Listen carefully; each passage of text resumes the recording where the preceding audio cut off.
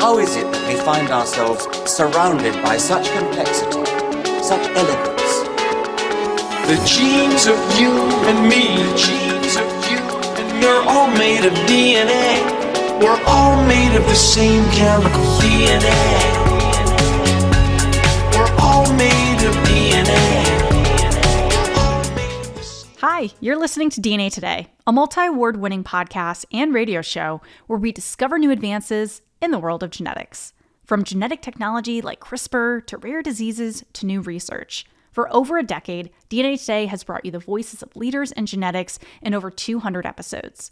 For the past 3 years, DNA Today has won the People's Choice Best Science and Medicine Podcast Award. I'm Kira Dineen. I'm a certified genetic counselor and your host. We're learning about two reproductive genetic topics today: preimplantation genetic testing for aneuploidy, also known as PGTA, and genetic testing of miscarriages, also known as products of conception or POC.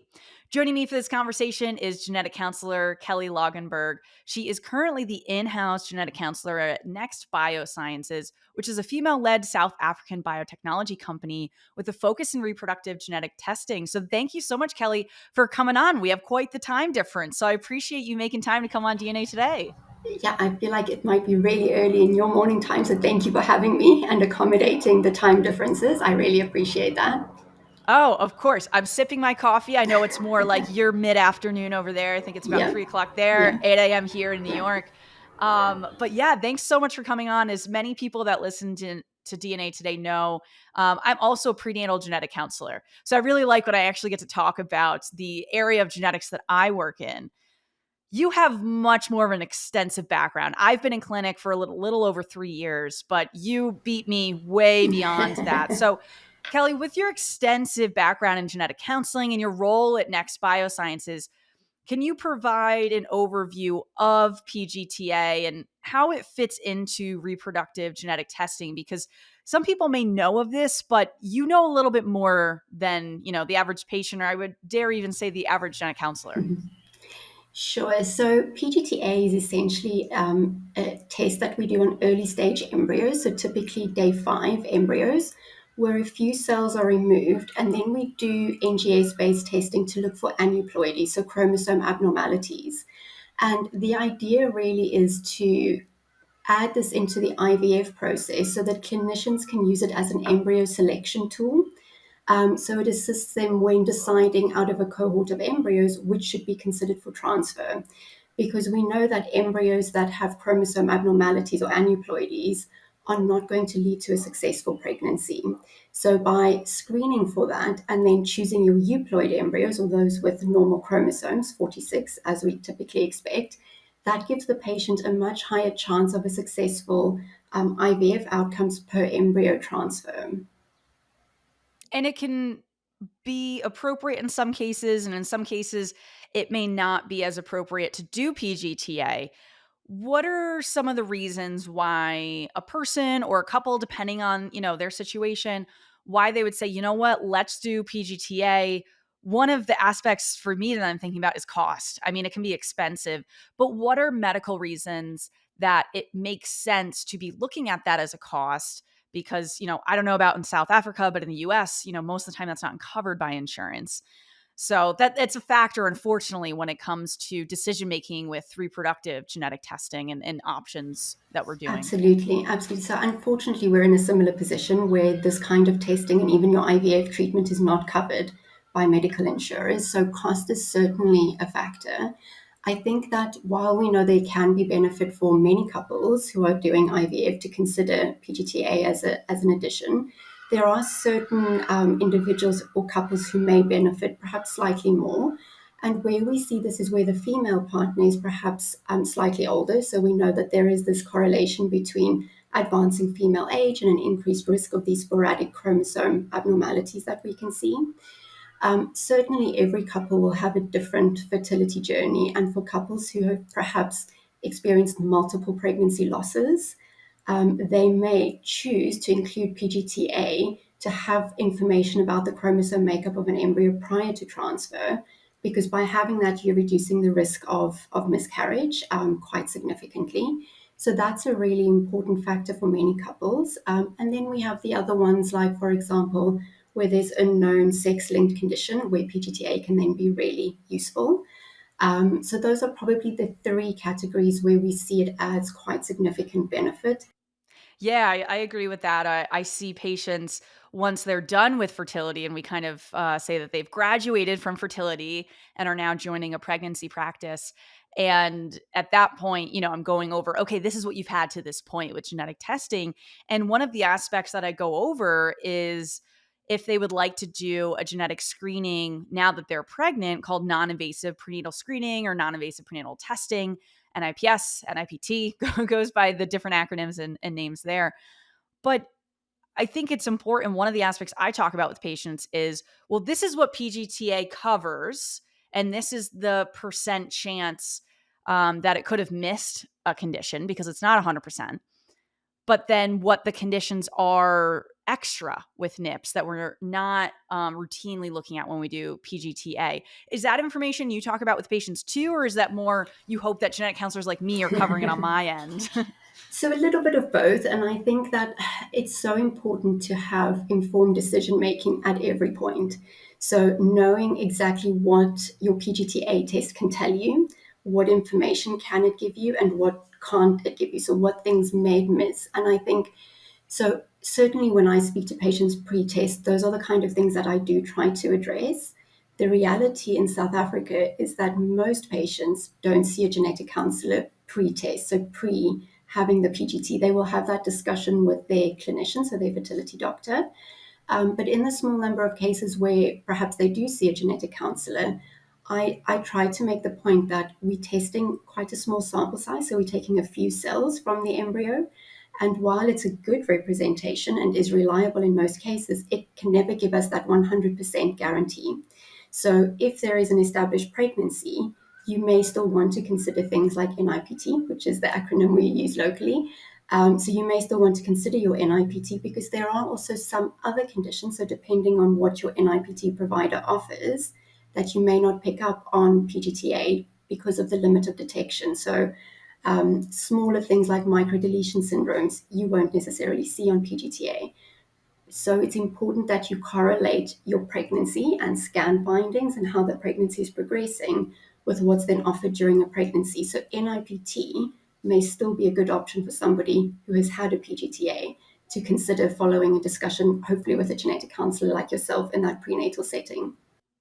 Yeah, certainly. I think you bring up a good point too. Just in South Africa, there are much less genetic counselors per, citizen or person, pregnant person. So that's, I imagine a factor. And, we in the US, a lot of people that are pregnant do see a genetic counselor, but not necessarily everybody, because it depends at what point in your pregnancy you start seeking medical care and in different aspects there. But I think it is important to know it's like, these are screenings. It is not a Absolutely. diagnostic test at this point. That needs to be made very clear from the outset. And I think the problem, as you mentioned, there are only about, I think, between 30 and 35 of us practicing in South Africa. So if you and look at the breakdown of sort of how we cover the population and people that will be having these tests, we know we're just not getting to everyone. So we try and do a lot of education of clinicians as well to be able to then pick up on that information during their consultations, because the reality is most patients probably won't see a genetic counselor. Yeah, definitely. And we've had a couple of your colleagues on the show, so we'll have to talk after the show. Yes. But I'll put that link in the show notes if people want to learn more about genetic counseling in South Africa. We kind of have an episode just about the field. So I'll link to that because I can't remember the number of it off the top of my head. But kind of going along with this, on your side, when you're talking with people that are saying, okay, we think we're going to go through with IVF and, we're considering PGTA, what are some of the challenges or ethical considerations associated with this pre-implantation genetic testing? I mean, how do you navigate these conversations with patients? Or is it more you're offering it and it's more thoughts you're having and conversations you're having with colleagues in terms of those, ethical challenges and considerations? So I think both. And I think so certainly there's a lot of discussion amongst colleagues and between genetic counselors and clinicians, so the fertility doctors who are offering these tests to patients.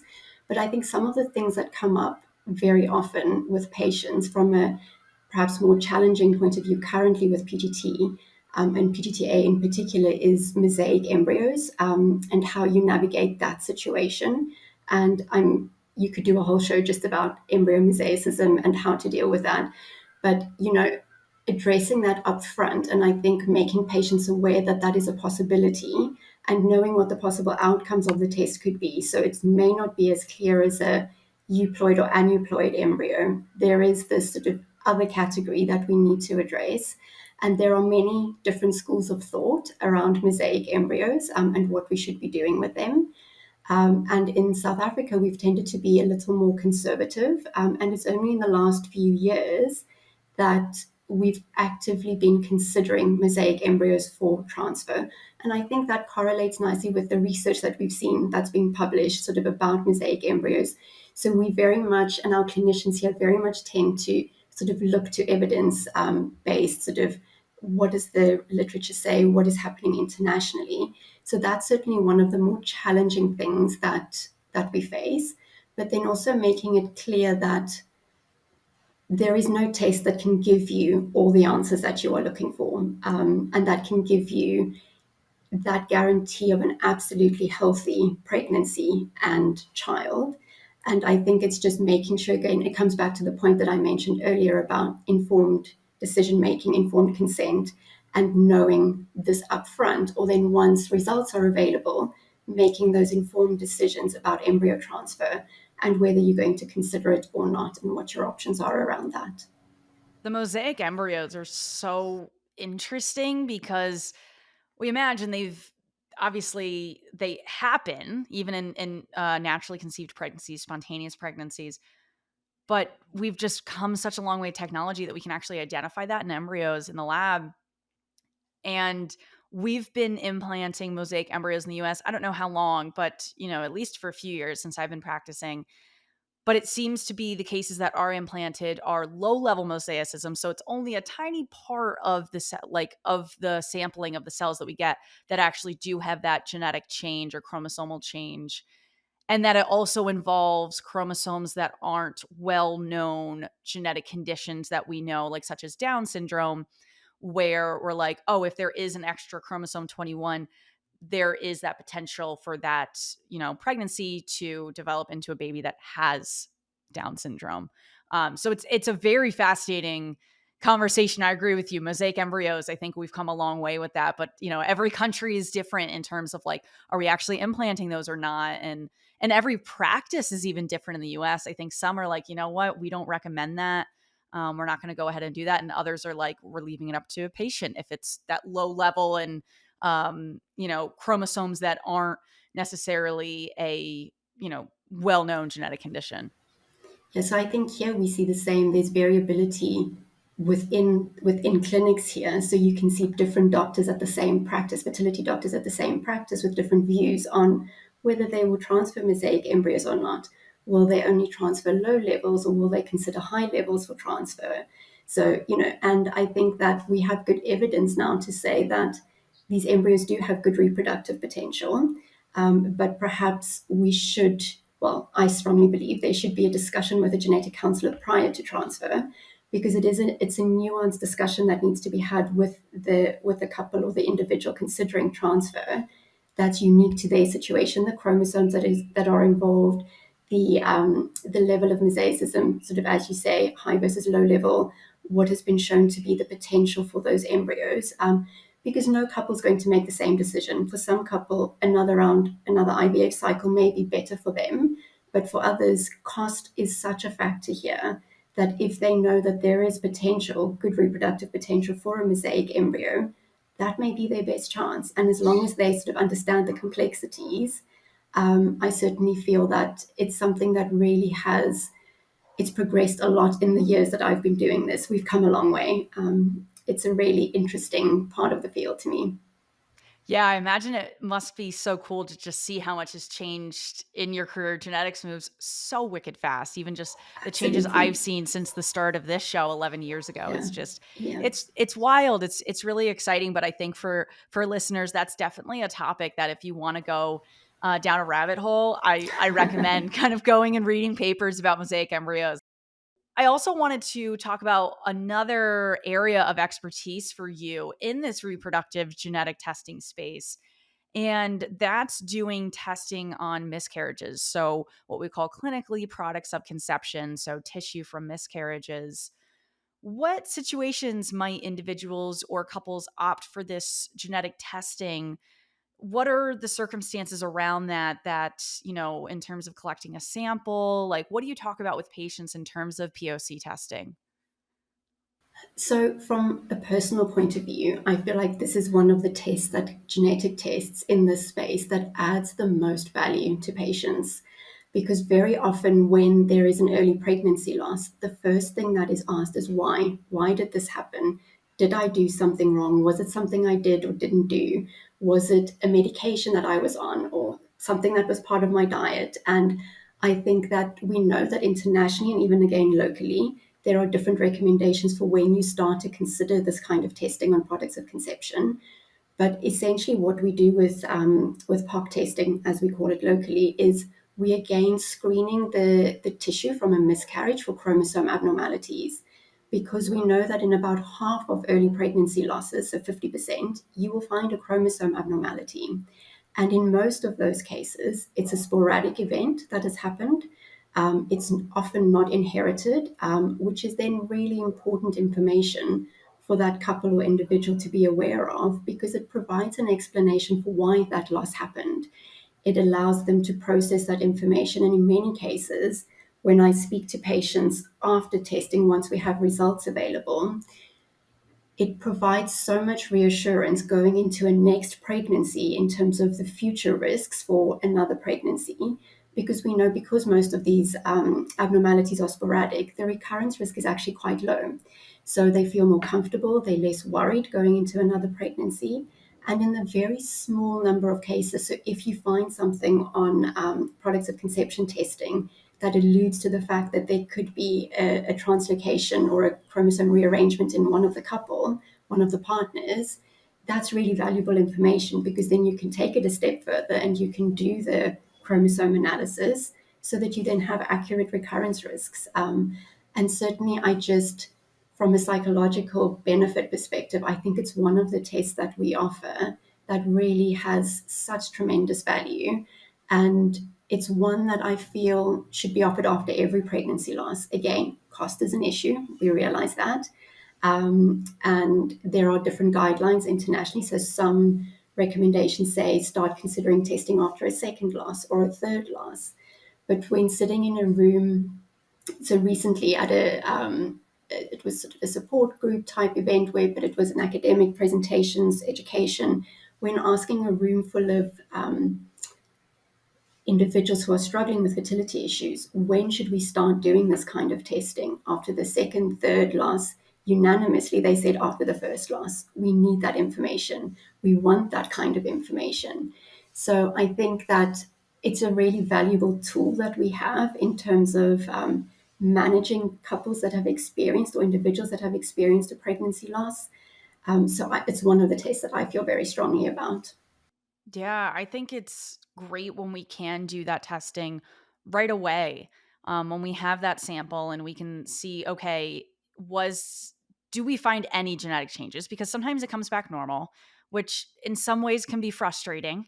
When I'm calling out those results, I feel for patients that you almost want to have abnormal results that were random because it gives someone an explanation of this is why the miscarriage happened and it was random. We don't expect this to happen again. There's a less than 1% chance of this happening again. So I think that's in some cases like the best results to get in I terms of agree. I just, agree. yeah, with just patients taking that in. But as you said, so important to know, oh, there is something that I like the way you phrase that of like alludes to could be, an inherited genetic change that then led to the miscarriage, such as a balanced translocation. That's a common one that we see within that small, group of people where something comes up that could be inherited. But isn't it so much better to know with your first miscarriage, if that is there, than say after you've had 3 losses. I mean, just emotionally of going through that, let alone all of the medical bills that surround that. But also, I think at this point in time, people are also having, children later in life. So more and more people are experiencing age-related fertility issues. So it's like, let's learn sooner. I would say my average patient is we, you use the term advanced maternal age, advanced female age. So as eggs get older, we have, the way I explain it to patients is like they have a harder time counting the chromosomes and they miscount. So I think that is really important. In your setting, do people, if someone miscarries at home, are they able to bring in that sample to you? Is it more of if they have had a miscarriage and then they're having a follow-up procedure to remove the rest of the pregnancy tissue? How does that usually work? Because in our case, we can do both. But I wonder how that works, if there's any differences just with your patient population or also just, being on the other side of the world too. Certainly, we also do both. I think the majority of patients, we get samples following a follow-up procedure that's been done by their clinician. But we do have instances where, when products are passed at home, if they feel able to collect that themselves and take it into their healthcare provider, that gets sent to the laboratory for testing. So certainly, it's something that's possible. But I would say probably the majority of cases that we get, the sample is taken when there's a follow-up procedure that's done. Yeah. So it sounds Yeah. pretty similar to your setting. Yeah, I think so. I certainly have some patients that will come in that, it's kind of like a blood clot that they've passed. So, and, they're kind of just collecting that and bringing that in. And that's, because I know a lot of students will ask me, well, how is that actually? Like, how does that work? And, for just having insight there. But I'd be remiss if I didn't ask you, Kelly, just about, you earned your master's in genetic counseling from the University of Cape Town, which is one of the programs in South Africa. Then you worked as a genetic counselor in the UK for a decade. So you've got quite the international experience and perspective. With those years of working with different patient populations in different parts of the world, what have you noticed in terms of, if there are differences between people utilizing PGTA, just, the opinions and thoughts surrounding that, the types of questions you get from patients, and also, products of conception that we've been talking about too. Is there any differences you've seen between regions or countries? So what I would probably say is the most significant difference is probably that the time that I spent in the UK tends to be, so again, there you need to bear in mind, again, just for context, I suppose, is that they have the NHS, the National Health System. So most people are able to access their healthcare through the NHS, and very few people pay for healthcare privately. So because they have a national healthcare system, it tends to be very guideline oriented. So there needs to be clear guidelines about when certain tests are offered. So there, for example, if the guideline says you only do POC testing after a second or third loss, that is your option. That is what you're going to be doing. So a woman would have to sort of go through those experiences, and only at the point when you kind of meet the guideline or criteria would you be able to offer products of conception testing. Where locally, there certainly are guidelines and different clinicians will adhere to them in different ways. But if a patient were to request that, or if a clinician felt after a first loss they wanted to request a products of conception testing, that would be absolutely fine. Because again, and I suppose I should sort of add context here, in South Africa, we also have sort of two very different healthcare systems. We have a public healthcare system, and this may have been alluded to sort of in the previous episode that you did, and then we have a private healthcare system. So patients that have medical insurance and that have their healthcare in that way. And most of the discussion that I've been having and the test that I'm talking about would sit into that, in that category of patients that are paying through insurance providers for their healthcare.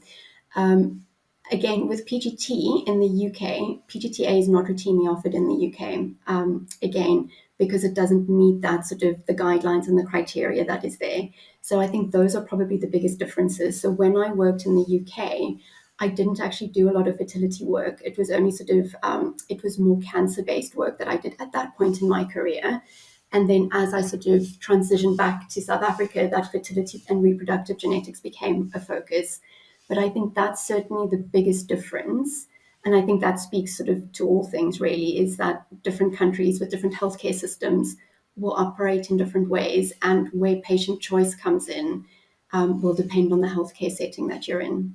It's almost similar to Canada too, for in terms of just with their healthcare system, it is universal healthcare. So very, very similar, a lot of parallels to the UK of just, and certainly all countries have certain guidelines and, that we have that in cancer and prenatal and all that. And then the insurance companies will kind of look at those guidelines and be like, all right, what are we going to cover? What are we not going to cover?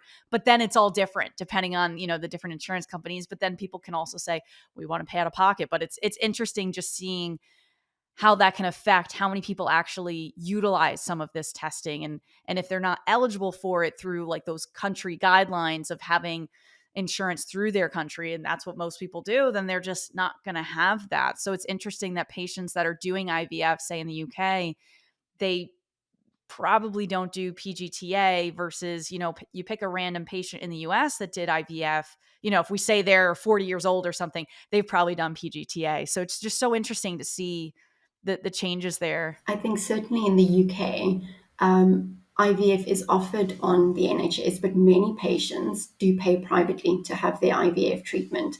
And I think those patients will be offered PGTA.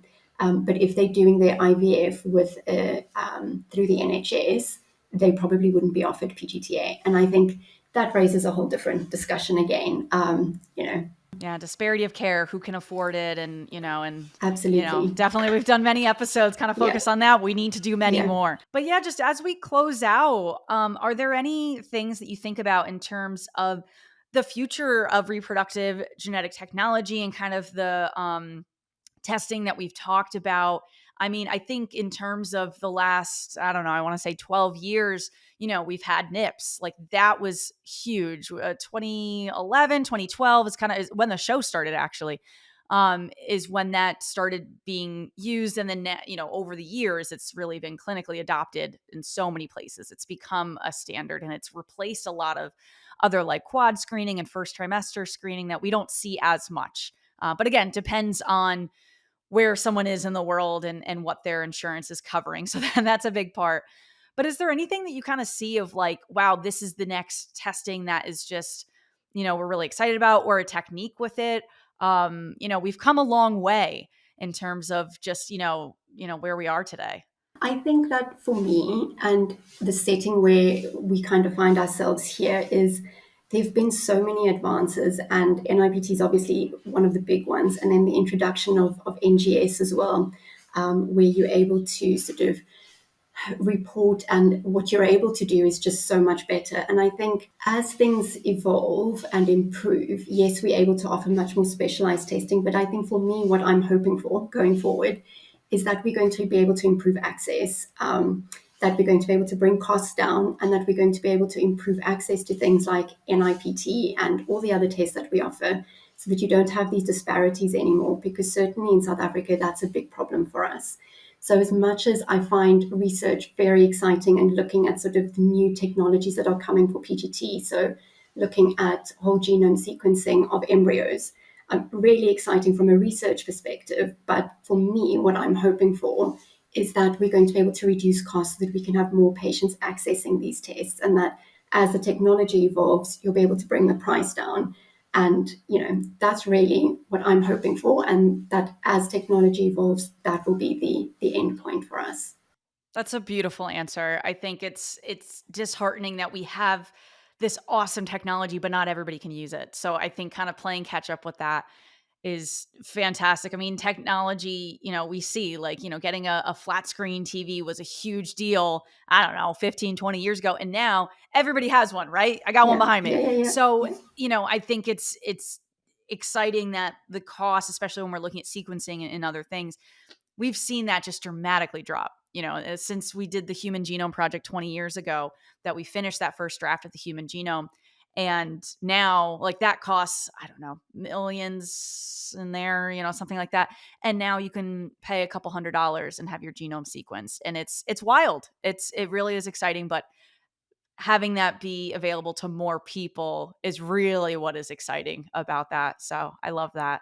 Yeah. Well, thank you so much, Kelly, for coming on. And it's just so interesting to hear your perspective with, going to school in South Africa, going out to the UK and experiencing that for a decade in genetic counseling, and then coming back to South Africa, and just everything that you know about PGTA and POC testing. I mean, I think there's just so much available in the reproductive space that it's just fantastic that patients, hopefully can take advantage of this, or at least be educated about it. So thank you so much, Kelly. Really appreciate it. Such a pleasure. It's such an exciting area to work in. So I really do enjoy it. Yes, definitely. Oh, and I did look up the episode as we were chatting. So some of your colleagues were on episode 221 for people that want to check that out. We talked about the genetic counseling, career and field in South Africa. So I think that pairs well with this episode that you were kind of referring to. Absolutely. Yeah. Yeah. So guys, check that out. We'll put that in the show notes. And thanks again, Kelly. Thank you so much. For more information about today's episode, visit dnatoday.com, where you can also stream all 200 plus episodes of the show, including video versions of interviews recorded in 2021 or later. Any questions, episode ideas, guest pitches, or sponsor inquiries can be sent into info@dnatoday.com. Be sure to follow us on social media, especially so you don't miss a giveaway. We are at DNA Today Podcast on Twitter, Instagram, LinkedIn, Facebook, and more. Please rate and review the podcast on Apple, Spotify, or wherever you listen. This truly helps us climb the charts and allow more genetic nerds like yourself to find the show. Here's a bonus. If you do and send us a screenshot, I'll give you a shout out on the show. DNA Today is created, hosted, and produced by myself, Kira Dineen. Our team includes communications lead, Corinne Merlino, video lead, Amanda Andrioli, outreach intern, Sonia Tanaiker, social media intern, Kajal Patel, and graphic designer, Ashlyn Anokian. Thanks for listening, and join us next time to discover new advances in the world of genetics. The genes of you and me, the genes of you and me are all made of DNA. We're all made of the same chemical DNA. We're all made of DNA.